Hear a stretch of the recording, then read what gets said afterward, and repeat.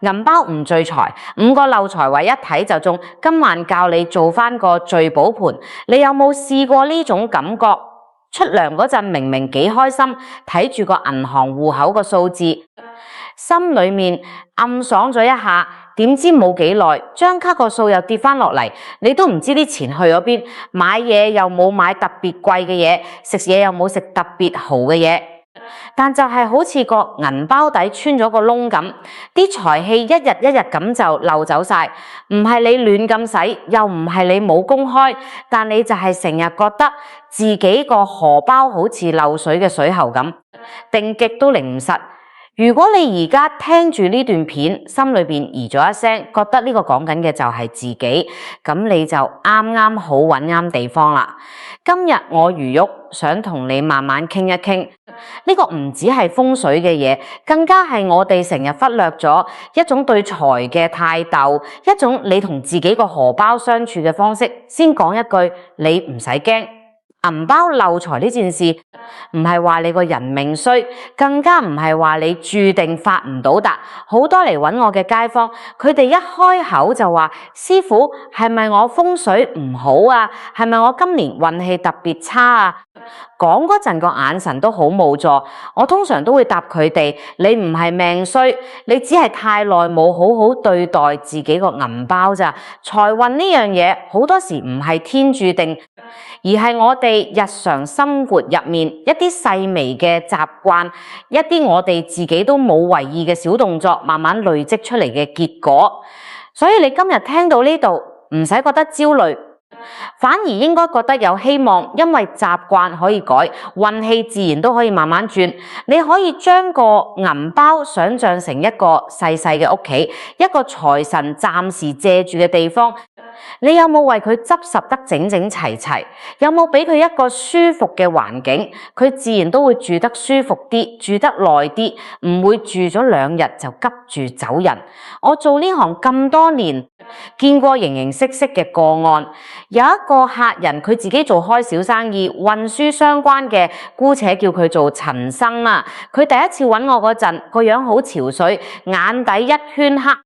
話盤生意周轉緊，成日要周圍問人借錢拎急。朝早瞓醒，第一件事就係諗住今日要點還數。我問佢攞個銀包出嚟睇下，好啦，一睇就明啦。入面塞晒油站嘅單據、過期優惠券、爛咗一半嘅名片，仲有啲皺晒嘅散紙，同啲大鴉亂咁搭埋一齊，厚到成個銀包都鼓晒起，拉鏈都合唔實。一拎起嚟，仲有啲嘢跌出嚟。我同佢講：陳生，你盤先嘅生意周轉唔到，可能都同你點對待嗰啲錢有關。你成日將啲未還嘅單據塞入銀包，即係你個財富。長期都放住啲欠住嘅債，未處理嘅雜物，咁點會有位俾正財行入嚟呢？陳生聽完之後冇乜懷疑，即刻返屋企執個銀包，跟住我教嘅方法慢慢調理。過咗一排，佢再揾返我，話個心境輕鬆咗好多，做嘢嗰陣個腦都清晰咗，盤生意都慢慢行返順。我唔會同你講呢個係咩神蹟，實情係，當你個銀包執得整齊，你使錢嘅時候會更加清晰，更加有計劃。你對錢呢件事會由驚慌失措變成心中有數。呢種心態上嘅轉變，先至係真正幫到陳生嘅嘢。風水好多時就係幫你將個心境調返順，跟住行動先會慢慢改變，唔係擺低件嘢就自動有錢跌落嚟。好啦，講咗咁多，不如而家實際啲。同你講下銀包入面最常見嘅5個漏財位，你自己可以攞返個銀包出嚟啊，一路聽一路檢查下，睇下自己有冇中招。第一個就係塞滿收據單據，好多人有個習慣，買完嘢啲單唔捨得掉，一路塞落銀包度，今日一張，聽日一張，超市單、藥房單、茶餐廳單，乜都留低。慢慢就塞到成個銀包煮晒，連拉鏈都拉唔埋，甚至有啲已經就到黐晒喺一齊，分都分唔開。想揾翻一張特定嘅單，要成個銀包倒晒出嚟先揾到。你有冇試過喺收銀處攞張長長嘅超市單，順手就執埋幾執塞入銀包度，話等陣得閒先執，結果一等就等咗幾個月，單都已經褪晒色，字都睇唔清楚。喺風水角度嚟講，呢啲單據代表緊出節，代表你使咗嘅錢長期擺喺財庫入面，即係你不斷提醒自己使緊錢，使緊錢，你嘅潛意識都會跟住緊張，越緊張越守唔住財，個人使起錢嚟都會越嚟越冇章法，見到平就掃，唔理自己需唔需要。實際啲講，呢啲單據其實好多都用唔着。真係要留底嘅就影相存喺手機度，銀包留翻乾淨嘅位俾錢財。呢個習慣你可以由今個星期就開始揀一個固定嘅時間，例如逢星期日晚沖完涼，坐低嗰陣花翻幾分鐘執一執銀包，慢慢就會養成習慣。你會發現原來清空一個銀包，個心情都會跟住輕鬆翻。第二個係紙幣亂放同埋就爛爛。你估唔到有幾多人將銀包入面啲紙幣係就到好似油過紙巾咁，有啲仲要執埋幾摺，大大小小面額亂咁搭，500蚊同10蚊擺埋一齊，有時攞出嚟俾錢，自己都要慢慢逐張捐開嚟睇清楚面額，俾人排喺後面等到唔耐煩。老一輩成日講，你點對啲錢，啲錢就點對你。你想象下，如果啲錢本身係人，你成日睄就亂咁塞，佢會唔會想留喺你度呢？佢會唔會覺得你唔重視佢，住得唔舒服就想走？所以最簡單嘅一個動作，攞翻啲紙幣出嚟，拉直佢，人像頭向同一個方向，面額由大到細順住搭好，面額大嘅放喺入面，細嘅放喺出面，咁樣你使錢嘅時候都會更加清晰，唔怕使多咗都唔知，亦都唔會俾人見到你成沓亂七八糟嘅銀紙，行街失禮。呢個動作唔使1分鐘，但你會發現你會由心底裏多咗一份對錢嘅尊重，連拎銀包出嚟俾錢嗰刻，個手勢都會斯文優雅咗，唔會急急忙忙好似執垃圾咁。第三個係擺住啲過期咗嘅嘢，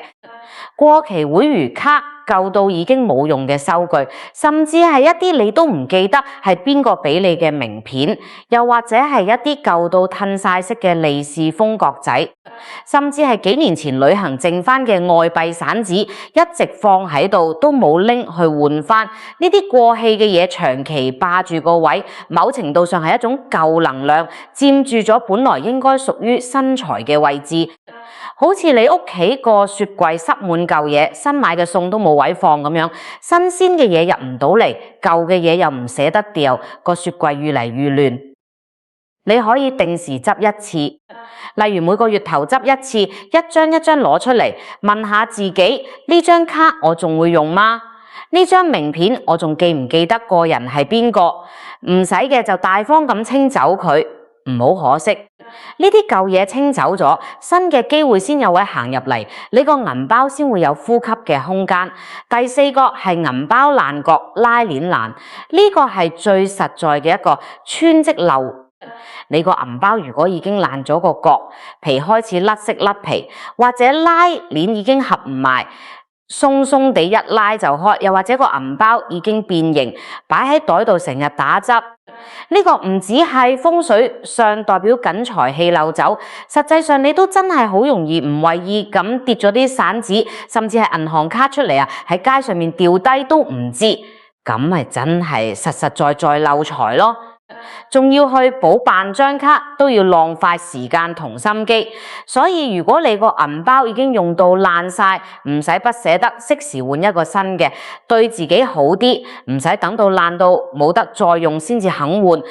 你都唔會捨唔得換對已經穿咗窿嘅鞋啦，個道理係一樣嘅。第五個就係散紙同大找亂咁混埋一齊，好多人成日話散紙唔值錢，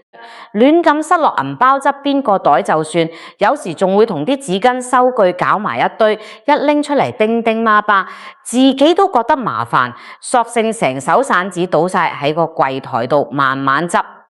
但風水上有句講法，叫零錢係財母，即係話細細嘅散紙係之後大財嘅根苗。你連個財母都唔去妥善安放，又點會期望佢生出啲財仔出嚟呢？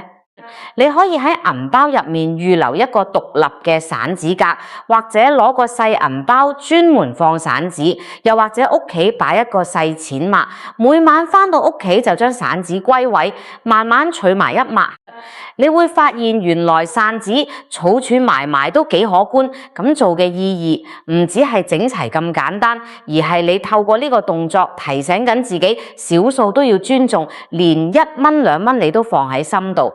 大財行嚟嗰陣，你自然更加識得珍惜，唔會大手大腳實咁亂使。講到呢度，你可以先停一停，攞返個銀包出嚟睇下5樣入面你中咗幾多樣，唔使驚。我做呢行咁耐，講真，10個有9個都會中最少2、3樣。你唔係特別衰，你只係好似好多人一樣冇留意過呢啲細節咋。而家知道咗就係轉運嘅第一步。你肯攞個銀包出嚟檢查，已經比好多人行前咗一步。咁知道咗問題，梗係要有解決方法啦。我而家教你一個好簡單，幾乎唔使咩成本嘅聚財小儀式。你可以攞返身邊嘅嘢就整到，唔使刻意去買咩貴嘢法器，亦都唔使特登去邊度求。第一步叫淨庫，即係將銀包入面所有雜物，啱先講嗰啲收據、過客期全部清走，一張一張攞出嚟，慢慢分好邊啲要留底，邊啲可以掉，唔使急，慢慢咁執先會執得貼底。跟住將紙幣按面額、人像方向整齊咁搭好，你會發現原來個銀包可以瘦身咁多，一下子輕咗好多，拎喺手度都覺得舒服晒。如果方便嘅話，可以用張軟布輕輕抹一抹個銀包表面，由入面到出面都抹一次，連個銀包底袋角呢啲平時執唔到嘅位都可以順便清一清，啲塵嗰啲碎屑都清走晒，等於幫個財庫洗塵，等佢煥然一新。呢個動作你可以而家就做，唔使等咩特別日子，即刻攞起手機邊聽邊做都得，一路聽一路整，唔使停低嚟等。第二步，整一個屬於你自己嘅小紅封包，攞一個紅色或者金紅色嘅細利是封，入面放8個銅板或者8張新淨嘅細額紙幣都可以。8呢個數喺傳統嚟講都有發嘅感音，寓意好意頭。如果你識寫字，可以喺封包上面寫聚財2個字，或者寫返你自己嘅心願都得，例如你想生意興隆，又或者你想儲夠錢去做一件事，寫低嗰刻其實就係你對自己嘅一個承諾，睇住個心願親手寫落去，個感覺同純粹諗下係唔一樣嘅。如果屋企啱好有檀香或者沉香精油，可以輕輕滴一滴喺封包表面，唔使多，有一滴就夠，等佢帶少少香氣，每次打開銀包都聞到一陣淡淡嘅香，個心情都會靜落嚟，好似有種安定感。跟住將呢個小封包放喺你銀包入面，最深最少拎出嚟嗰個暗格，唔好放喺成日拎出拎入嗰個位，咁先叫暗庫聚財。財要收埋先留得住，唔係成日攞出嚟晾住俾人睇。第三步叫行動先，整咗個聚財局出嚟，唔係擺喺度就算。你可以喺當日做一次帶住善意嘅消費，例如請屋企人食餐飯，又或者捐少少錢俾有需要嘅人，唔使多，心意到就得。呢個叫有捨先有得。你對財嘅態度愈慷慨愈有心，錢財行嚟緊你嗰陣，先會愈流暢，唔會成日死死地氣咁捏住唔放，反而個運會愈捏愈實愈唔通。有街坊會問我：師傅，咁我幾時做呢個儀式最好？我通常都會答：如果你想揀個好日子，傳統上初一、15，又或者觀音誕呢啲日子，啲人都覺得意頭好，你可以參考下。揀一個自己覺得舒服嘅日子去做，但講真，我做呢行咁耐，見過最快見效嘅，反而係嗰啲一聽完就即刻願意行動嘅人，唔會拖拖拉拉話等我揾日先。日子固然重要，但更加重要嘅係你嗰份心。你唔使因為錯過咗某個時辰就覺得今年冇運行，得閒就係好日，有心就係吉時。你今日肯行呢一步，已經比拖到明年先做嘅人好得多。好啦，講到呢度，我知道好多人心入面仲有幾個好常見嘅疑問，不如我一次過同你解答埋，講得詳細啲，等你聽完可以即刻用得着。第一個問題係咪紅色銀包最招財？呢個係坊間好大嘅一個誤解，好多人一講到招財，即刻諗到紅色，覺得紅紅火火先叫旺，逛街嗰陣見到紅色嘅銀包就特別想買，覺得個意頭好。但喺五行角度嚟講，紅色屬火，而銀包代表緊財富。你個財富成日俾火燒住，你話啲財留唔留得住先？好似個爐火成日燒住個倉，倉入面嘅嘢梗係越燒越少，燒到最後得返個空殼。所以如果你發現自己啲錢成日都好快使晒，不妨檢查下自己個銀包係咪紅色，可能真係要考慮轉個顏色，唔使覺得可惜。顏色啱返自己先至最緊要。咁邊啲顏色先啱用呢？我簡單同你講幾種常見嘅選擇，詳細啲講俾你聽。黑色同深藍色嘅，五行屬水，水主財，亦都主手，特別適合啲想取錢、想守住財富嘅朋友。你如果係屬於慢慢取、穩穩陣陣咁存錢嗰類人，唔係做生意要成日周轉，呢兩隻顏色會幾啱你，亦都比較耐睇，唔容易過時。啡色、黃色同咖啡色係五行屬土，土生金，呢類顏色特別適合做生意投資嘅人，有助生財氣。啡色係嘅皮革銀包，睇落亦都比較穩重耐用，拎出嚟見客都幾得睇。綠色、青色係屬木，代表生機，啱晒嗰啲做創作、從要開拓新項目嘅朋友。如果你而家啱啱起步，想搏一搏新嘅機會，綠色會帶俾你多啲動力同衝勁，提醒自己保持進取。金色、白色、銀色係屬金，直接代表財富，亦都有種純正嘅感覺。好多想求正財穩定嘅人都會揀呢類顏色，尤其做啲比較講究體面、需要見客嘅工作，呢啲顏色都幾襯身份，睇落都幾有質感。你可以按自己嘅需要揀一個真係啱自己嘅顏色，唔使盲目跟大隊，亦唔使見人買咩你就跟住買咩，自己用得舒服先至係最重要。第二個問題係銀包嘅款式同物料，我會建議大家盡量用真皮嘅銀包，因為皮質本身係天然材質，同土生財呢個概念比較夾，亦都比較耐用，用得愈耐，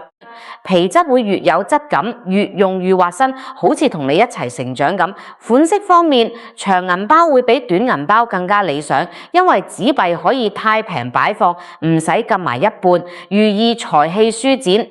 唔會俾你逼住佢。你諗下，如果你自己成日要屈住個身瞓覺，梗係唔舒服啦。啲錢都係同一個道理，佢舒展開，你都會覺得心情舒展開。當然，呢個都要視乎你個人習慣。如果你長期都係用短銀包，亦都唔使太執着要即刻換。最緊要係你日常有冇好好保養，好好對待佢。短銀包一樣可以執得整齊企理，一樣可以聚財。第三個問題係銀包擺喺屋企邊度好？好多人返到屋企，銀包就隨手一擺喺鞋櫃，擺喺飯桌，甚至擺喺廁所出面嘅洗手盆邊，又或者一入門口就掉喺梳化度，第二日出門先狂咁揾。呢啲位置鞋櫃同鞋子接觸多，燥氣比較重，飯桌、廚房呢啲地方水火氣都重，油煙都多，廁所就更加唔使講，濕氣重、燥氣重，呢啲都唔係銀包應該長期擺放嘅地方。比較理想嘅位置喺屋企嘅財位附近，例如睡房入面比較整潔嘅抽屉、書桌嘅抽屉入面，一個相對乾淨、私密、少人碰嘅地方。返到屋企花返幾秒鐘，將銀包好好咁放喺一個屬於佢嘅固定位置，唔好今日呢度擺，聽日嗰度掉。呢個小小嘅儀式感，其實已經係一種對財富嘅尊重。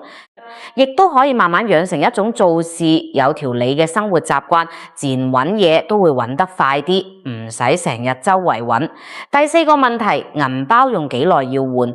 坊間有講法話一氣用3年，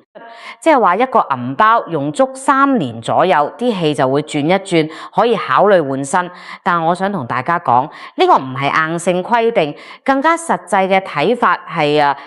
如果你個銀包已經開始爛，拉鏈壞埋，又或者你自己成日睇住佢都覺得唔順眼，咁就係時候換啦。換嘅時候，舊銀包唔使掉落垃圾桶就算，可以用張紅紙包好，懷住感恩嘅心同佢講聲多謝，再處理掉，等於好好咁同呢一段陪伴你嘅時光道別。新銀包嗰陣，亦都建議你揀一個入手嗰刻自己睇到會心情舒暢嘅款式，唔好純粹貪平，又或者見人用咩你就跟住買，你自己中意先會用得長久，先會真心好好對待佢。一個你中意嘅銀包，你自然會用心去照顧佢。其實講到呢度，我想同大家講翻一個更加重要嘅嘢。風水呢兩個字聽落好似好玄，但我做咗咁多年，越嚟越覺得風水嘅核心從來都唔只係擺位、顏色、時辰咁簡單，而係一種生活態度，一種你點樣對待自己、對待身邊事物嘅心，你點對啲錢，某程度上反映緊你點對自己嘅人生，你係咪珍惜自己所擁有嘅嘢，你係咪有計劃咁生活，你係咪對未來抱有希望，呢啲先係真正決定你運程好唔好嘅根本。我知道而家經濟環境唔容易，好多朋友都會覺得壓力好大，見到自己個銀包唔多飽滿，心裏面難免會有啲焦慮，連買嘢都要諗多幾秒先夠膽俾錢。